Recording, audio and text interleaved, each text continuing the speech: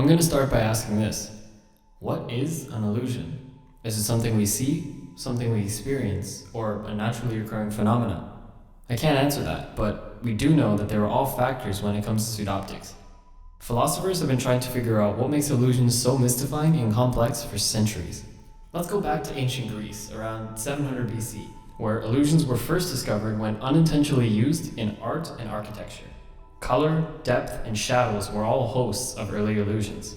In Greek architecture, rooftops were a simple start. Temple roofs were built on a slant, however to many they appeared to be rounded or curved, which baffled many Greeks.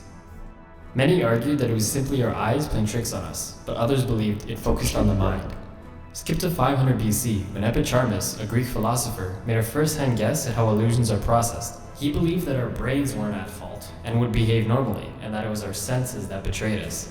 The mind sees and the mind hears. The rest is blind and deaf, he stated.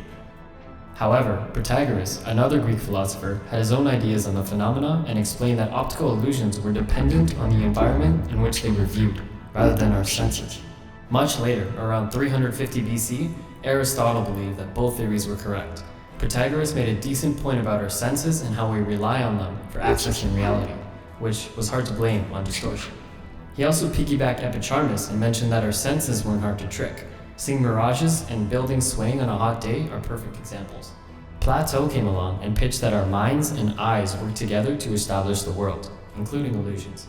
Jump to the 19th century, when a German physicist by the name of Hermann von Helmholtz created a theory that backed up Epicharmus. Illusions occur when our predetermined assumptions about our environment don't line up with reality, which can explain why a simple change in color or shape readily alters our perception. In the 60s, 20th century abstract artists started a movement titled op art.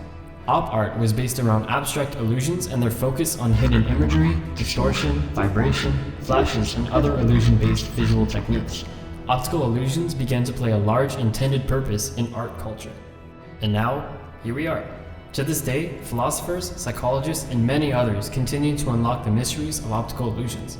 From ancient Greece to present day, we are collectively still left perplexed by their functionality. So I ask again, what is an illusion? What makes pseudoptics predictable? And how do we know when we are experiencing an illusion? I guess that's something we've yet to know.